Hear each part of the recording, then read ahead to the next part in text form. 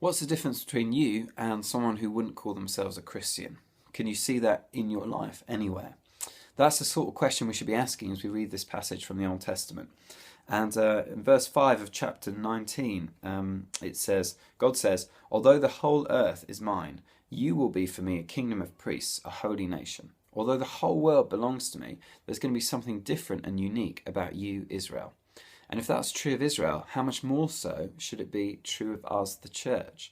When people are to look at our lives, the main thing that makes us different is that we know Jesus and we have him living inside of us.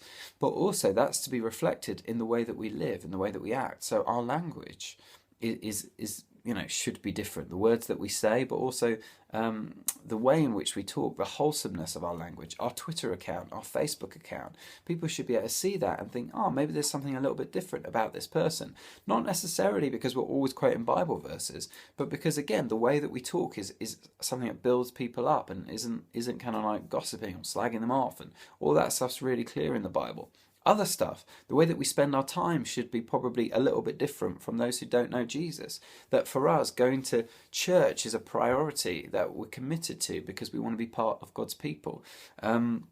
Giving our time away to help others should be something that we're committed to. The way that we spend our money, all of this stuff is partly, people should be able to see our lives and see that there's something really different about how we're prioritizing and what's the goal of our lives.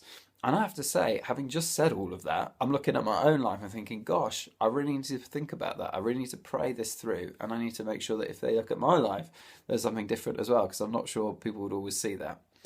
And then when it gets to the Ten Commandments, just this point's really pushed home by this first commandment of, you shall have no other gods before me.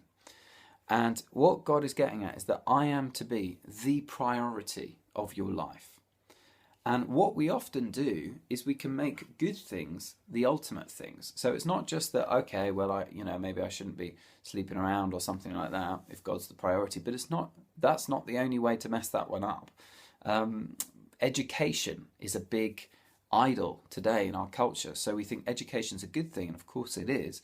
But when we make it the ultimate thing of this is going to, getting a good grade in my exam is going to dictate how I spend the whole of my life, that actually is missing something, and it can become really for us quite a destructive thing. Same is true of a boyfriend or a girlfriend.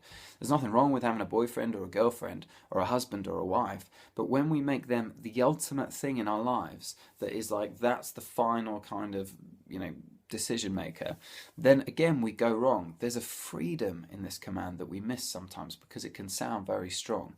But when we make God the ultimate, he's our priority. To please him is what comes before everything else.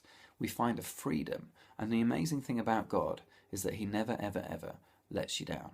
Spot the difference between us and those who don't follow Jesus. The difference is always Jesus and him being the priority.